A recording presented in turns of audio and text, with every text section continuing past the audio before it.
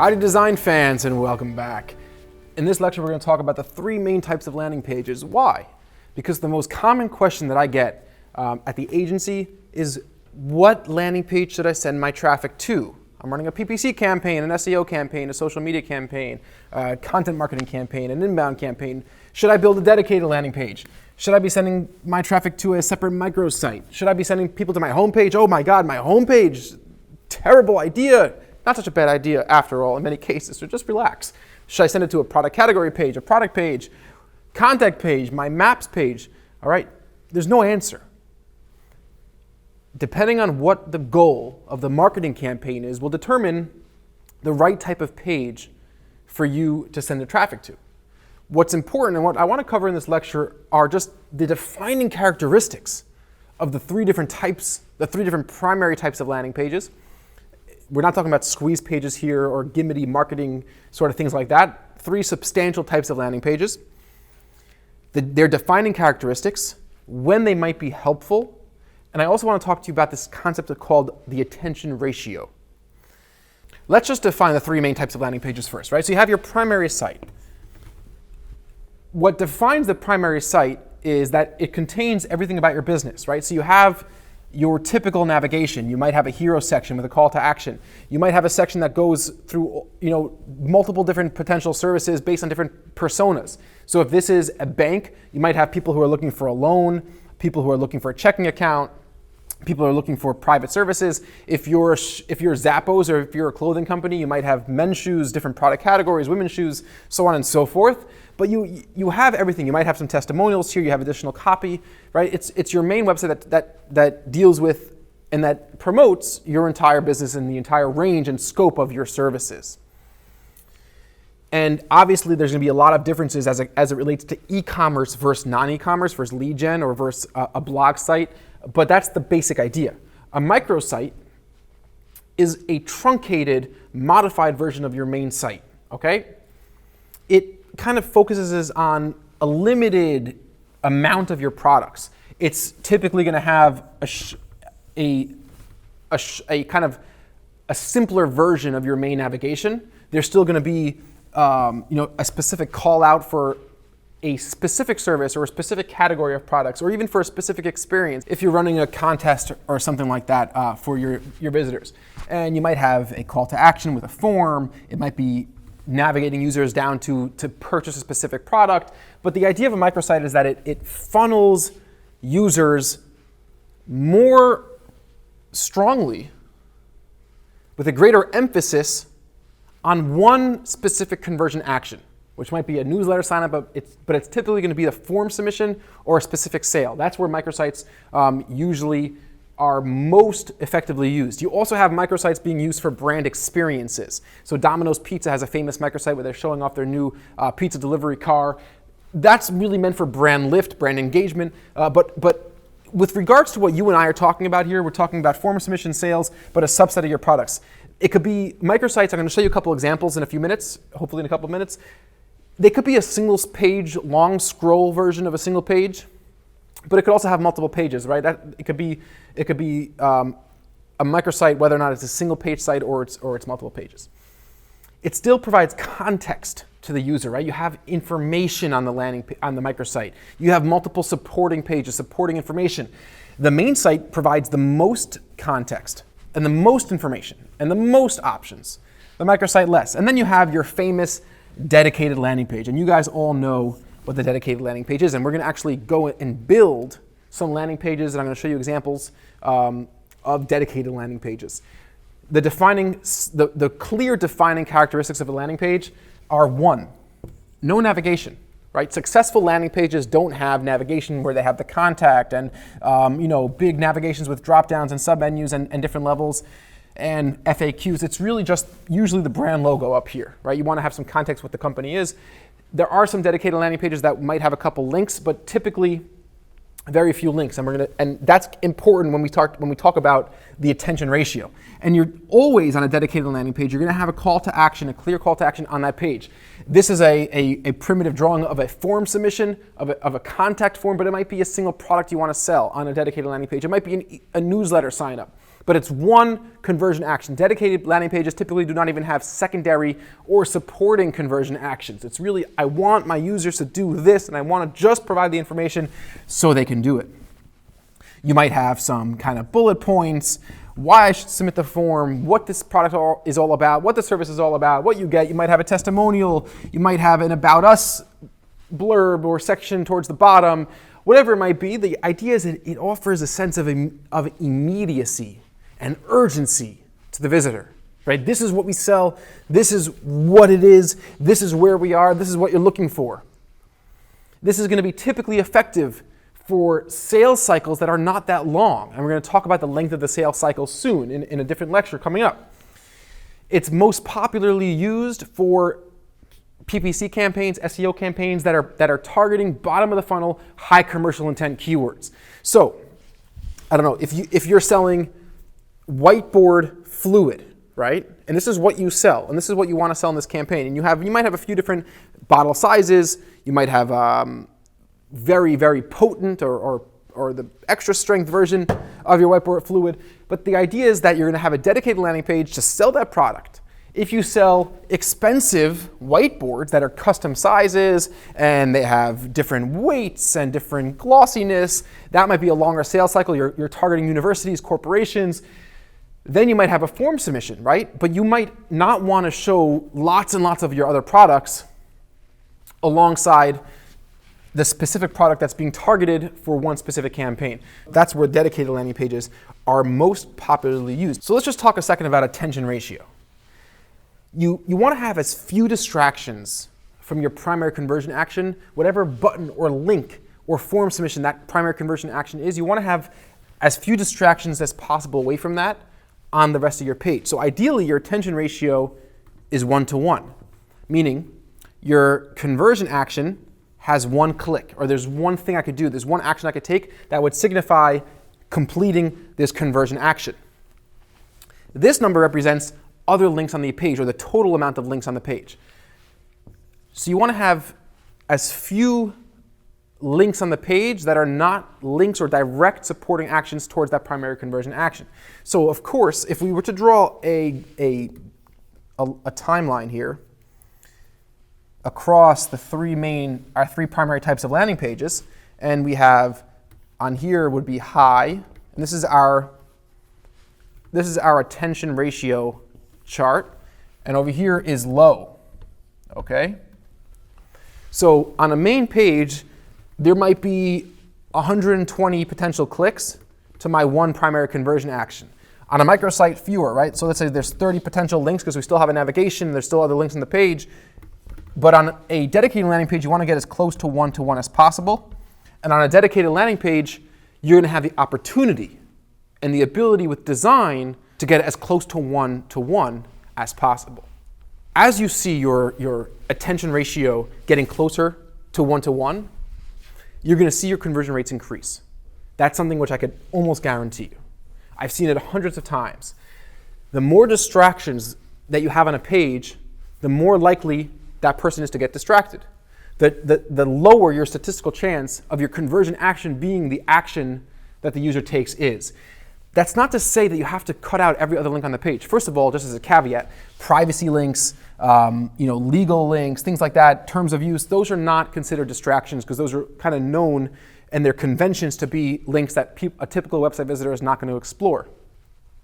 But when you have a navigation, that's the reason. The reason why dedicated landing pages typically don't have a landing page. When you're going to go into Unbounce and build a landing page, you don't have a navigation option. It's not a tool that you could build into the landing page because landing pages will convert better when there's no distracting navigation.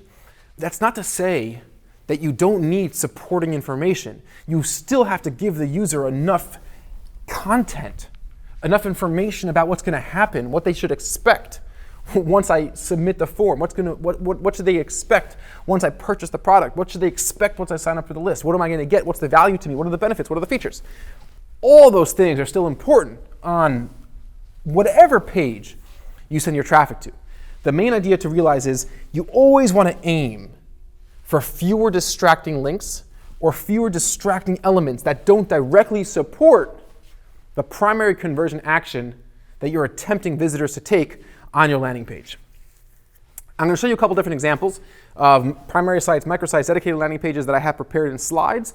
So let's just jump, and then I'm going to have an exercise for you. So let's just jump into the slides real quick, and we'll take a look at some real life examples. So I did a search on Google for buy women's shoes online. And I clicked this ad, right? This was a Macy's ad, women's shoes at Macy's, 20% off Thanksgiving sales. And this is the landing page that I've got dropped on. So this is obviously a primary category page on Macy's main website, right? So this would fall under the category of our primary site landing page. And if you see here, there's an incredibly disproportionate attention ratio. If we go through, I would say there's over 300 individual links. If we go through all the links in the navigation, if we go through all the different links on specific products, I would say maybe even more, 500 links on this page, right? That's because in this campaign, Macy's doesn't have a particular conversion action in mind. Of course, they want a sale, but what they really want is engagement. They want people in their funnel. Macy's is not a one product company, right? Macy's is a massive company that sells an incredibly diverse range of products and services. So what they want is they want people landing on the most relevant page, and they want people to engage and become aware with who they are, their pricing, and what they have to offer. So this is a great example of a good landing page from PPC for Macy's. You might say, oh, it's going to a primary site that should be dedicated. No. Everything has its place. And you have to understand from your campaigns and your conversion actions what's going to be the right thing for you.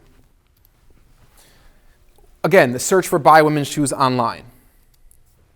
So this was an ad for Zappos, right? 100% free shipping and returns, fantastic call to action. And interestingly enough, I went to their homepage. You might think that I would go to the women's shoe category page, but no, I went to their homepage, which I'm not criticizing Zappos. They're a big company. They definitely know what they're doing. I'm sure they're running different types of tests to see if this homepage lander creates more engagement. But once again, hundreds and hundreds of links, hundreds of options, lots of information, but yet again, a primary site going to the homepage. When you're talking about what's the right landing page for a marketing campaign, one thing that's always important to understand is that your organic results are very hard to control. You want to try to rank in the search engines like Google and Bing for the keywords that you have potential to rank for, but you can't always control which landing page Google's going to send that traffic to. So buy women's boots online, that's the search that I did, and I clicked this organic result for Shoe Dazzle. And I'm brought to the Shoe Dazzle homepage. Once again, if you look at this page, it's through the imagery, it's very clear what you offer. Once again, I did click that link, so we should assume that the user knows where they're going. But this is probably not the best page in terms of conversion rate for this particular company, for this particular search, buy women's boots online. I'd probably have been better off going to a page that specifically talks just about women's boots. But the point is to show that you can't always control that organic traffic, and you have to do the best with what you have. All right, I wanted to show you a couple live versions of microsites real quick, just to get a sense of what they are. Looking at my screen now, this is a microsite that we built for one of our clients. And what categorizes this as a microsite over a landing page is that there's a lot of context, right? So you have step 1, step 2. This is not your typical just form submission, major phone number call out sort of landing page. It's a microsite because we don't have all their original navigational elements, and we're just promoting a specific subset of their services, credit repair, right? And we have a lot of supporting information. We have here testimonials. And at the bottom, we have the contact, get in touch, and the form submission. So this is an example of a microsite. It's kind of built out, it's well designed, it's a long single scroll page, but it has a lot of these traditional elements that your typical microsite has. This is another famous microsite that deals with feminine products and feminine lifestyle, which is part of Procter & Gamble. But it develops an experience and it caters to a specific audience segment, promoting specific types of products and specific types of living habits for females. It's a very cool concept where you have this simplified navigation, even though it looks like a lot, but it's obviously much less than the overall Procter & Gamble service offerings and product offerings. And they have a lot of these different sections where women can come and hang out and talk about different issues and join that sort of community. So this is another good example of a microsite. Let's quickly go through some dedicated landing page examples, and of course you've seen these lots of times, so we don't need to spend too much time on this. FreshBooks. FreshBooks is a big competitor to QuickBooks that offers cloud accounting. We use FreshBooks, fantastic software. So when you click on their ad, you have a very classic, well-designed landing page, right? No navigation, as you see here, no navigation. I can log in, I can try it for free, or I can call toll-free. Clear headline, subheadline, and very clear big green call to action. If we talk about attention ratio, look how little else there is on this page other than the big green button that they want me to click. I do have a try it free button, but it's sneaky because that's really the same button. So the only thing I have that's competing is login, but they want to offer that to customers if they navigated to this page. And as we go down, we have again the same call to action, some very clear benefits and features, and again at the bottom of the page, this is very, very common for landing pages, a very clear action block, but again that same call to action. So this FreshBooks page is a fantastic example of a very, very good attention ratio. It's basically one-to-one with the desired conversion action, which is to sign up for a free 30-day trial. Here's a landing page that we've built for one of our clients, Karis Negotiating. Once again, as you can see, very clear. Limited time free offer, download the free ebook. And here's the form submission. This is your classic dedicated unbounced landing page. Again, towards the bottom of the page, another big call to action. Here's another landing page that we created for one of our clients that runs a successful surf camp. As you can see here, there's a clear call to action in the hero section. Book now, and you can also watch the video, which is supporting the main call to action. This is why I wanted to show you this page. It's well designed, there's no navigation. We have a video, some supporting information, some of the basic packages, some of the basic pricing, and then again, a big call to action block, book now, request more info today. The watch the video button over here is supporting the book now, because what we know from analytics is that people are more likely to submit a form and to get in touch with the company if they first watch the video and they got a sense of what the surf camp is all about. So that, although the attention ratio is not a perfect one-to-one, the other potential things that a person could click support users toward finally converting. So those are a few examples of microsites and landing pages. So let me just leave you guys off with a quick exercise that I think is going to be important to understand these different types of landing pages. Think about your products and services. Think about your business. Based on what you learned about primary sites, microsites, dedicated landing pages, and the different defining characteristics of each one, what type of landing page do you feel would be best for your marketing campaigns? Write that down on a piece of paper and explain why. Why would a dedicated landing page work best, or why would a primary site or a homepage work best for your specific campaigns? The second part of that exercise is very simple. I want you to perform 2 or 3 searches on Google for any random product. It could be shoes, light bulbs, a vacation package, whatever it is.